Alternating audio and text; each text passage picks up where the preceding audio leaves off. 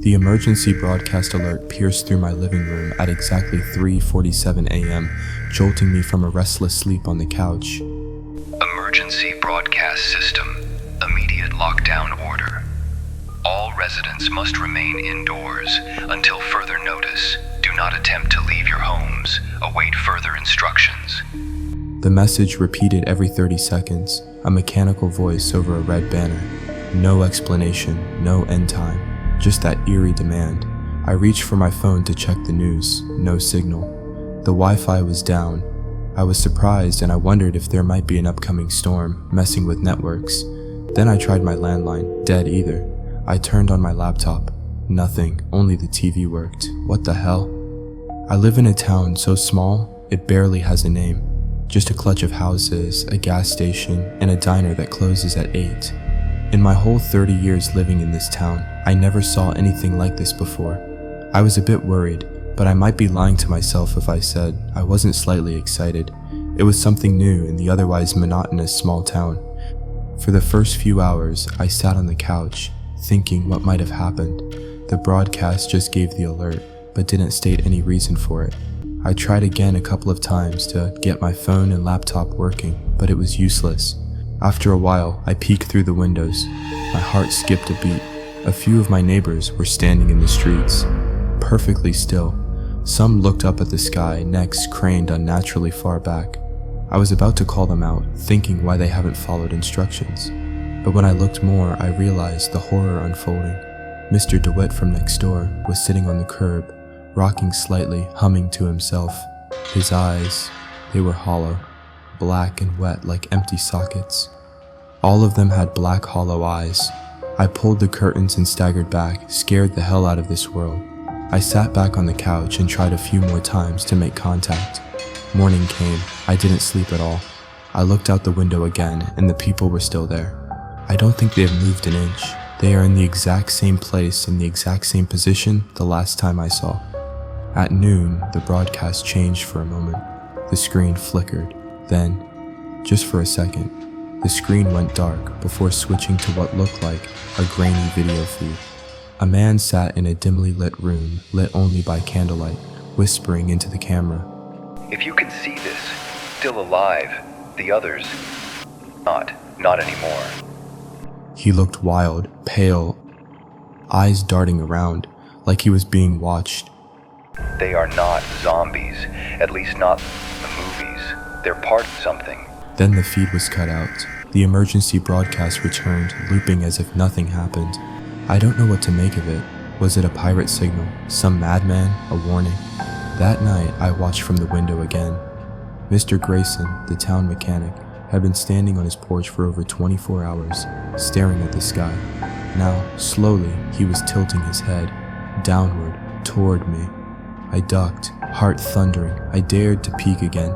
He was facing my house, smiling.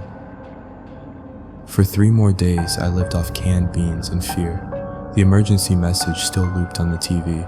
Phone still didn't work. The only contact I had was that flickering, cursed screen. The sun doesn't come up anymore, or the clouds are so thick the light cannot pierce through it. Couch has been my bed and dining table for a while now. I was randomly flipping channels aimlessly. I found him again, the candlelit man. This time, he looked worse. He was whispering faster, sweating, shaking. They are not zombies, at least not the movies. They're part of something. It uses them.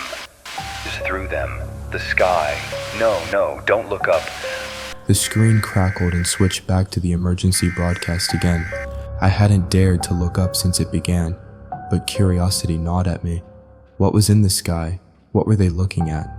On the 5th day, looking out the window, I noticed there were dozens now, more than before, all standing motionless, all looking straight up at the sky. I spent a few more days, locked up in my house, trying everything to make contact or get network on any of my devices. My food supply is running out. Faster than I thought, so I've switched to having meals, only one time of the day.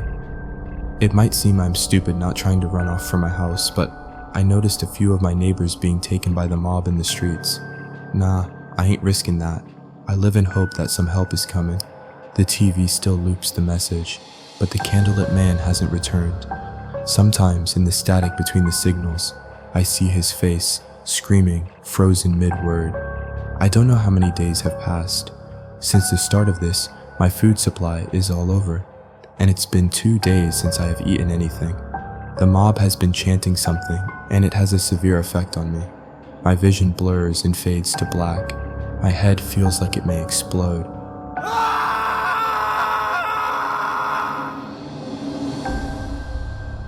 The chanting sounds soothing to me now, like a melody from the heavens. I don't feel hungry anymore, but I am having a sudden urge to go outside and take a look up in the sky. What has been waiting for me? If you have enjoyed the video, please like and subscribe for more stories. Look, I know how this sounds. I've told this story maybe 3 times in my life, and each time I see that look. The one that says, "Sure, buddy, whatever helps you sleep at night." But I'm telling it to you anyway. I was working graveyard IT at this massive corporate tower downtown. You know the type, all glass and steel, the kind of building that makes you feel like an ant. 24 floors of lawyers, consultants, and people who wear suits that cost more than my car. At night, the place was a tomb. Just me, the hum of servers, and Eddie making his rounds. Eddie was a good person. We weren't friends exactly, but we had that thing night shift workers have, a mutual understanding that 3 a.m. makes everyone a little crazy. The building had 2 basement levels. B1 was parking, B2 was archives and storage. It was a Tuesday in March. I remember because I just finished my taxes and was feeling particularly sorry for myself. Around 2:30, I was up on 22 dealing with a server migration when my stomach started doing backflips. Too much coffee or stress, I needed an antacid, and I knew there was a first aid kit in the supply closet down in B2. So I hit the elevator, punched B2, leaned against the wall and closed my eyes, listening to that familiar, mechanical hum. Then the elevator lurched, not hard, just a little hiccup, like it had second thoughts about where it was going. I looked at the panel. The numbers were wrong. Where it should have said B2, there was this dim red -6, glowing like a bad omen. What the hell? I muttered, hitting B2 again. Nothing. The elevator kept descending, and I swear to God it felt like we were going down for minutes, way longer than 2 floors should take. The air got cold. When the doors finally opened, what I saw made me freeze. Picture the longest, most depressing hallway you've ever seen. Concrete walls, industrial lighting that flickered like it was having seizures. The floor was stained with, I don't know what, dark patches that looked organic, and it was quiet. I should have hit the close button and prayed the elevator would take me back to reality. But curiosity is a hell of a drug, and I stepped out. Just for a second. The walls were lined with doors, heavy steel things with little windows, numbered like hospital rooms. 061, 062, 063. Most were closed, but one, 061, was hanging open. Inside was a room that made no sense. A chair bolted to the floor, a tiny window that looked out onto nothing, just a steel wall inches away. And on a metal table in the corner, under a single flickering bulb, was a hand, a human hand, too big, fingers too long, like someone had taken a regular hand and stretched it in Photoshop. That's when I heard the footsteps. Heavy and angry footsteps. I spun around, but the hallway was empty. The footsteps kept coming, echoing off the walls, and then the lights started going out. One by one, I ran, full sprint back to that elevator, hammering the close button like my life depended on it, which, looking back, it probably did. Just before the doors shut, I saw it. Walking toward me from the darkness was a person, sort of. It moved like a person anyway, but its face, Jesus, its face was just skin. Smooth, unbroken skin where eyes and a mouth should be, like someone had erased its features with a cosmic eraser. Somehow, without eyes, I knew it was looking right at me. The doors closed, the elevator climbed. When they opened again, I was on B2, surrounded by filing cabinets and the blessed sound of fluorescent lights. I went straight to Eddie. He took one look at me like I had two heads. I told him everything. The -6 button, the hallway, the room, the thing with no face. He listened without interrupting, which I appreciated. You sure you weren't just overtired? Been pulling a lot of doubles lately. Eddie, I'm telling you. Because that elevator's been down all night. Had to lock it out around 10. Maintenance issue. I stared at the screen. He was right. The timestamp showed the elevator offline since 10:17 p.m. But and look, he rewound the footage. There I was, working on 22. There was me heading toward the elevator, and then nothing. No footage of me getting on, no record of the elevator moving. According to the cameras, I'd never left the 22nd floor. I went home early that night. Couldn't concentrate, kept thinking about that hand, about the thing in the hallway. 3 days later, Eddie didn't show up for work. They found his badge on the floor by the elevator. All of his belongings were still there, even his beloved coffee thermos. The camera showed him making his rounds, heading toward the elevator bank around 3:30 a.m. and then static, 30 seconds of dead air, and when the feed came back, he was gone. The elevator log showed something interesting though. At 3:33 a.m., there was an entry, destination -6. They never found Eddie. The investigation went nowhere. Company brass brought out the usual suspects. Personal problems, financial troubles. Maybe he just decided to disappear. But I knew better. I quit the next week. Since this incident, I avoid elevators when I can. I take the stairs, even if it's 20 floors. And sometimes, walking past those big downtown towers, I swear I can hear it underneath all the city noise. That mechanical hum, that soft ding, the whisper of doors opening onto places that shouldn't exist. I think about Eddie a lot. Wonder if he's still down there in that impossible hallway. Wonder if that thing with no face found him. Wonder if it's still looking for me. It's been almost a year since I buried my best friend Jeremy. Car crash, no seatbelt. One of those late night calls where everything changes in 5 words. Hello? I was supposed to be with him that night, but I bailed last minute. I told him I was tired, that I'd catch him next weekend. I never got the chance. Since then, I've never stopped blaming myself. The guilt wasn't loud at first. It crept in, quiet and patient. I stopped eating, barely slept, couldn't focus at work. I started visiting his grave every week, like maybe that would make something right again. Just sitting there, talking into the wind, hoping maybe that somewhere he heard me. Then, 3 weeks ago, something happened. I'd just gotten off a late shift. I always cut through the cemetery on the walk home. It was faster, and I'd gotten used to it. Jeremy's grave was a familiar stop now.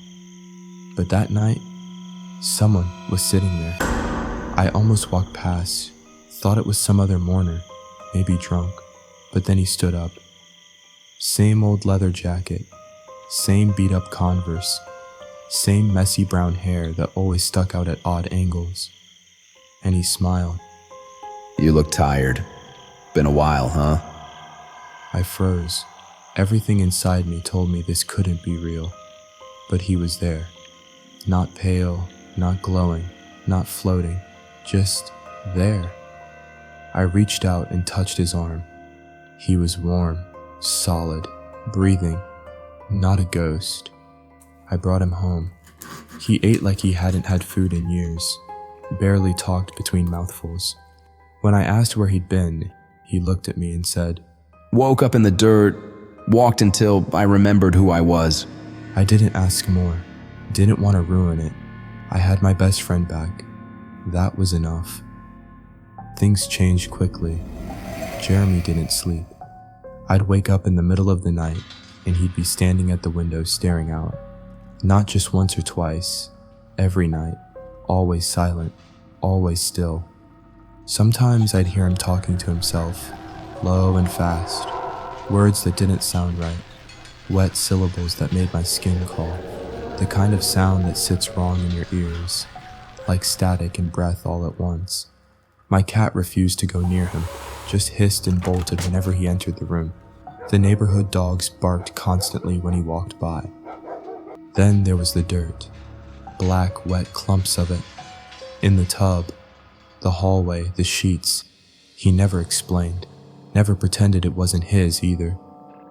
Sometimes I caught him looking at me in the dark. His eyes would reflect light like an animal's, sharp, unnatural. And if I looked long enough, I felt something behind them, something watching. That wasn't Jeremy, or not anymore. 2 nights ago, I woke up and he was standing over my bed, not moving, just staring. He smiled, that crooked grin he used to have when we pulled some prank or skipped class together. But now, it didn't feel like mischief. It felt like mockery. Then he spoke. Soon, there'll be nothing left of Jeremy but the skin. It didn't sound like a joke. I told him to leave, voice shaking. I even threatened to call the police. He didn't flinch, just tilted his head.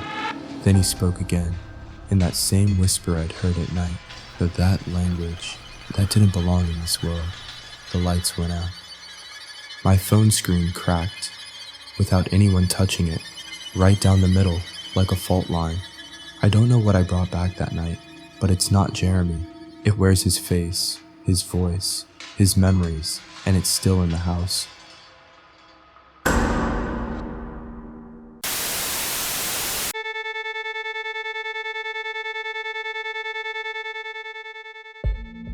I wasn't supposed to talk about this. But after all this time, I feel like I owe the world the truth.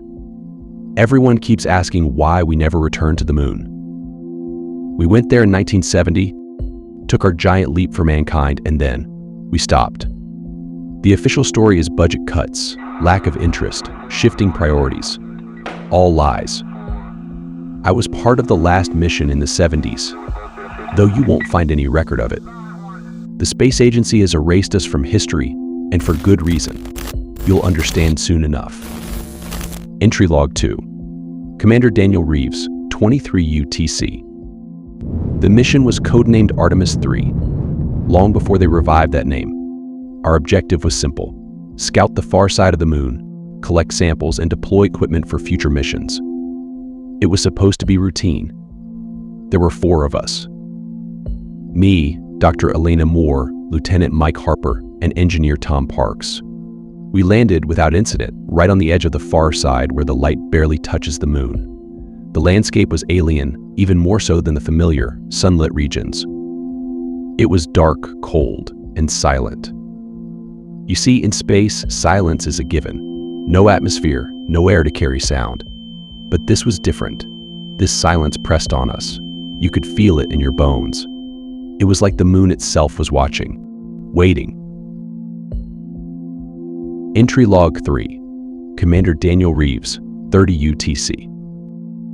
The first day went smoothly enough. We set up camp, deployed the lunar rover, and began collecting samples. It wasn't until our second day when things started to go wrong. Dr. Moore was the first to notice something off. She was scanning the horizon through binoculars, and I saw her freeze, lowering the lenses slowly. When I asked her what she saw, she hesitated before answering. There's something in the distance. Just a shadow, but it moved.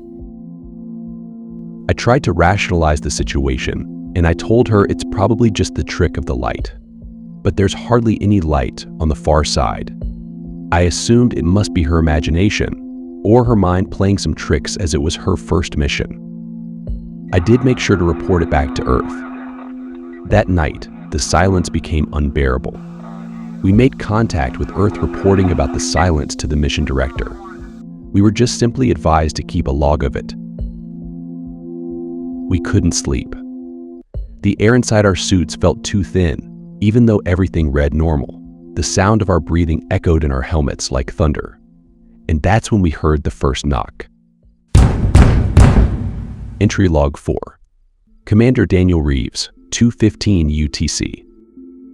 Knock, knock, knock. 3 distinct taps, like someone, or something, was knocking on the outside of the lunar module.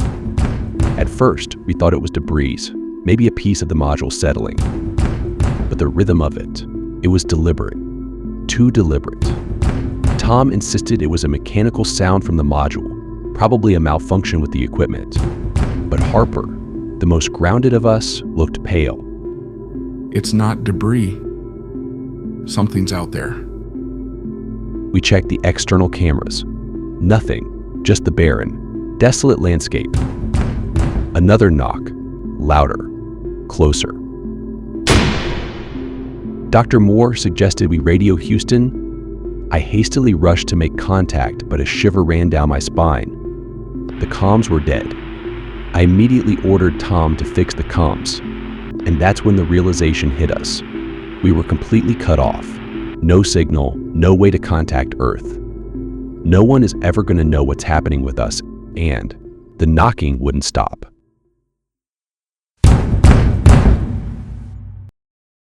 Entry Log 5. Commander Daniel Reeves, 5 UTC. I don't know how we managed to get through this long with a sense of primal fear. You see, the biggest fear of mankind is the fear of unknown. We didn't know what's out there, what's preying upon us or what it wants. Every passing minute was a difficult moment to pass by. By the 3rd day, things had spiraled out of control. Tom and Dr. Moore tried their best at fixing the comms. They came to a conclusion that the communication system situated outside the module had been destroyed. Harper, who had a decade of military experience, was convinced something was stalking us. I had been working with him since a few years by now, and I never thought he would reach to such conclusion. He claimed to see shadows moving outside the module, though we checked through the cameras and saw nothing, just vast emptiness sprawled in front of us.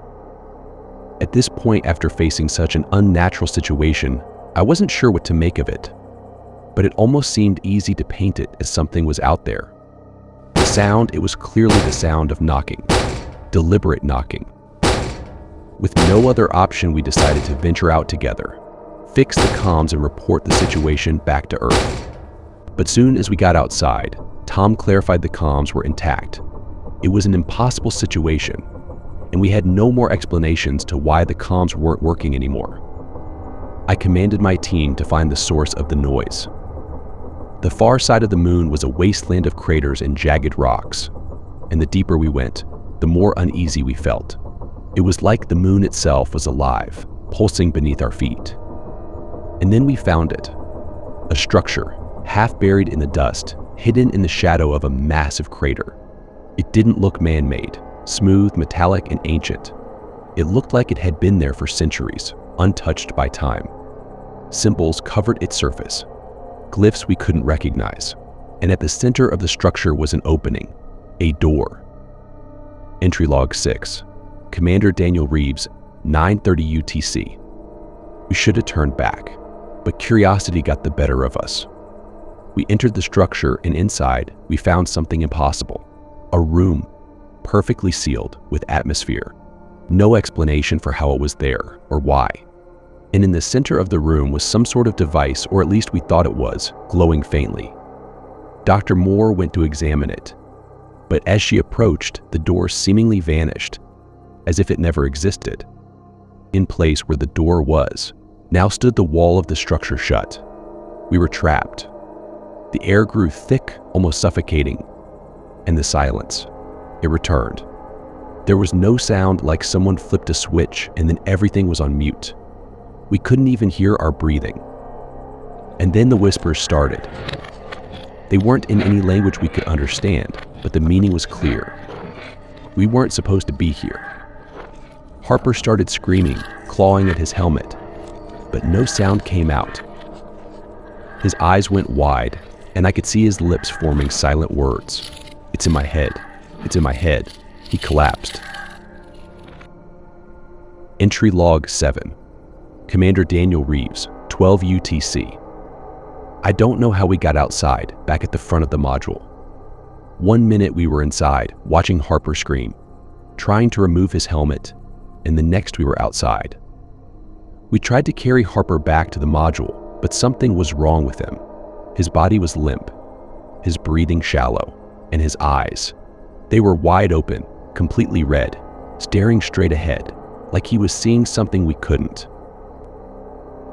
That's when the others started hearing the whispers too. Tom said they were coming from beneath the surface, deep within the moon. Elena claimed they were warnings, ancient messages left by whoever, or whatever, built the structure. I began to hear them too. They told me things I can't repeat, things I don't want to repeat. Entry log 8. Commander Daniel Reeves, 15 UTC. The knocking returned that night, but this time, it was inside the module, right behind us. We turned to find Harper standing there, motionless, eyes still wide open. He was dead. He had been for hours, but he was standing, his body jerking like a marionette, moving closer and closer. Tom lost it. He panicked and ran for the airlock, but before he could get there, Harper, or whatever was controlling him, reached for Tom with outstretched hands longer than the natural length, in a single, unnatural motion, twisted his neck. We couldn't stop it. We couldn't stop him. Entry log 9. Commander Daniel Reeves, final log. We never made it back. The space agency covered it up. They always kept this mission a secret. They told the world the program was canceled, that there was no reason to return to the moon. But the truth? We were never meant to leave.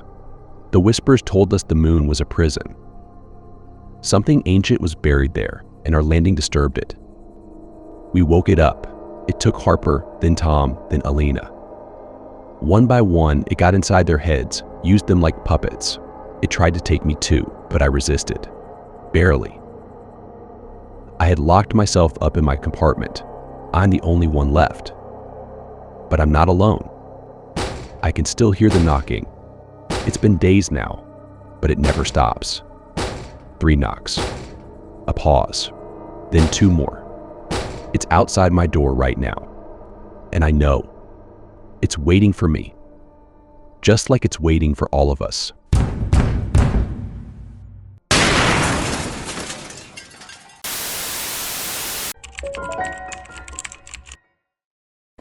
When I first pulled into the parking lot, the very first thing I noticed was how vintage the building looked. The entire exterior looked to have been made in the early 60s. Personally, I didn't mind the aesthetic. I'm actually somewhat of a fan of architectural history, so any chance I get to experience something like this up close, I take it. The reason I was even at a hotel in the first place was because I had to travel out of state for an interview with a potential new employer. When the company was setting up the interview, I asked if we could possibly do the interview over the phone, but the receptionist stated that the hiring manager likes to meet in person. I was a bit apprehensive traveling such a distance just for a job interview, but the job seemed too good to pass up. The receptionist seemed to sense my concern and once again mentioned that the trip would be paid for, regardless if I got the job or not. They said they would put me in a hotel for the night, and I would do the job interview in the morning, then be free to stay another night or just travel back home. Did I mention the job was too good to pass up? I told them that it would be fine and I would leave as soon as possible. They gave me the address for the hotel which they had reserved a room for me. I thought that was somewhat odd, as normally the person chooses a hotel and the company just reimburses them.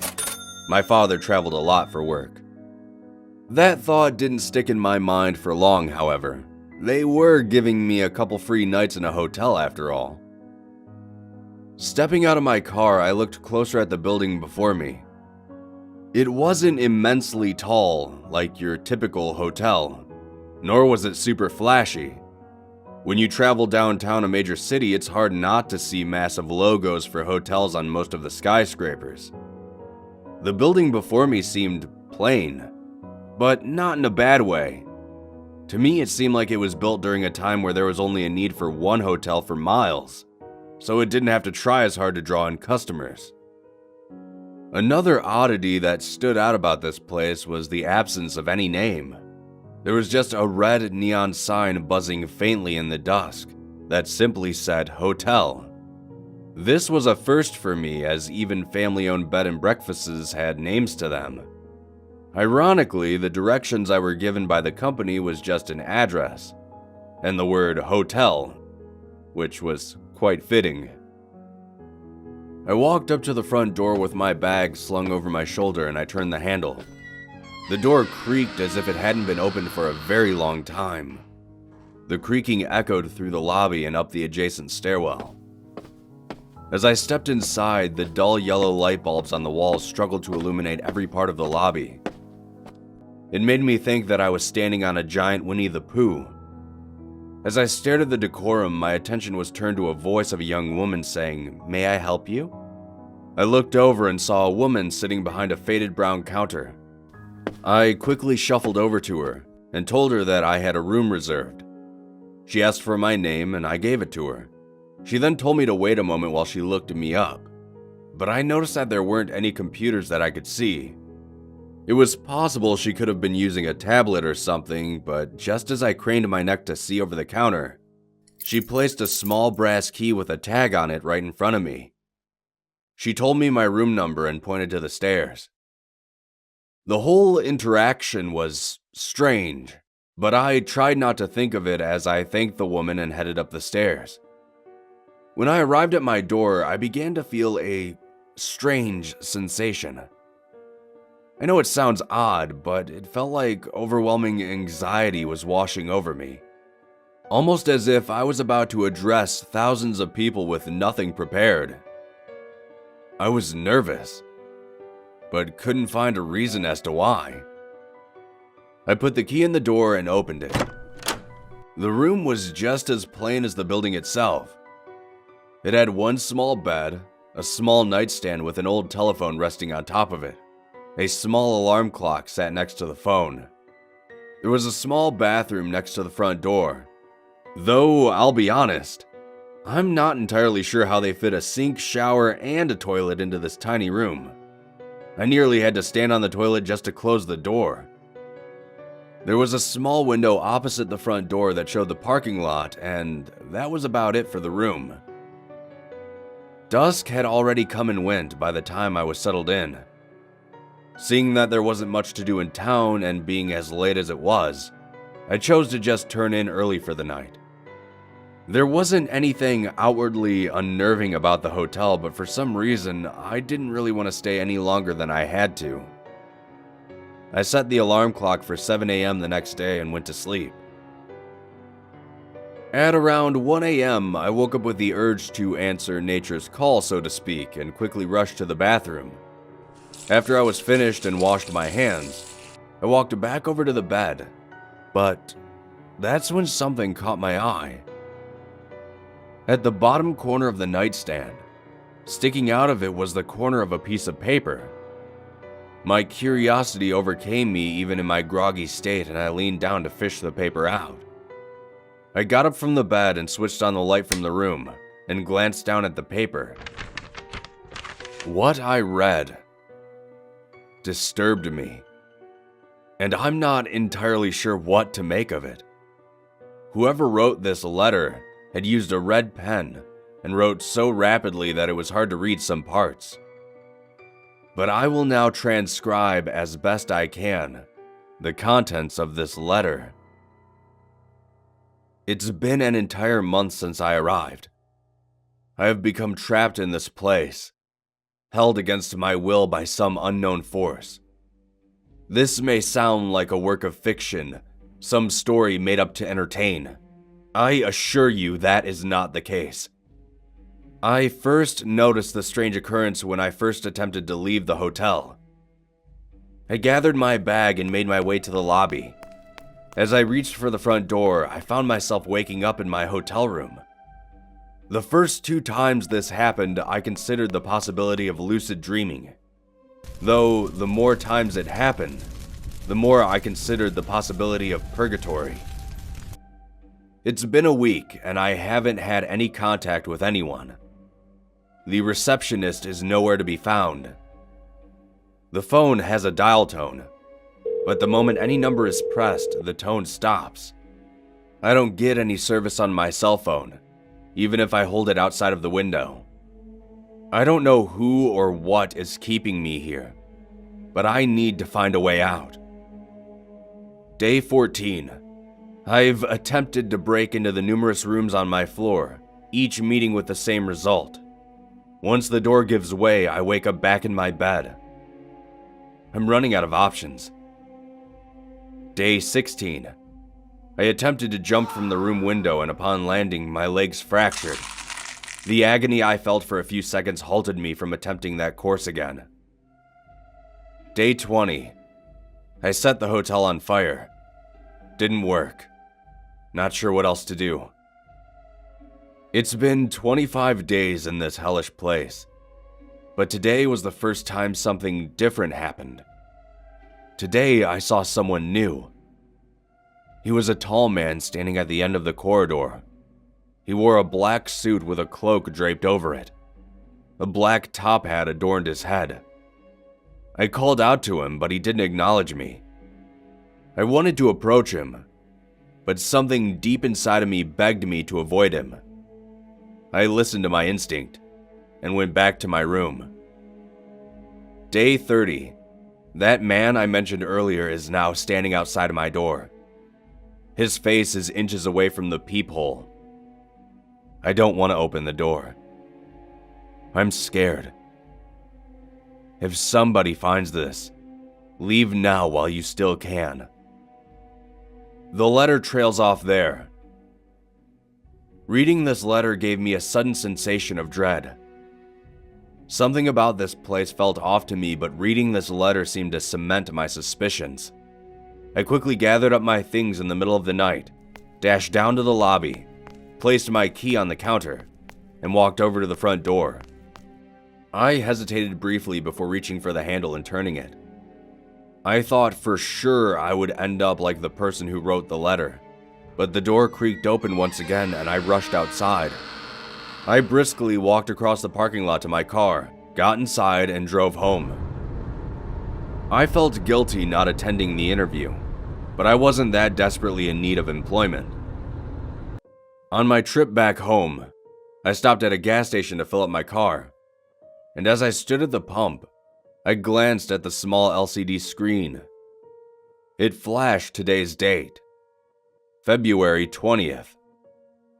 That wasn't possible. My interview was scheduled for January 20th, and I had arrived at the hotel on the 19th of January. This made me nervous. After I finished filling my tank and got back into my car, I felt something hard inside my pocket, something I hadn't noticed earlier. I reached my hand into my pocket, and I pulled out a single red pen. I'm not sure what's going on, but I think I'm losing my mind. There's no way I wrote that letter, right? That I had been trapped in that hotel for a month. But I have no memory of being there for more than a few hours. I have since called family and friends. Surely they would have noticed something amiss, but they all told me that they've interacted with me recently, within the past few days. I know for a fact that I left for the interview on January 19th, but I didn't make it home until February 20th. Yet nobody seems to have noticed me missing for a full month. Like I said, I'm probably losing my mind. But I think I'll be avoiding sketchy old hotels. At least for a while.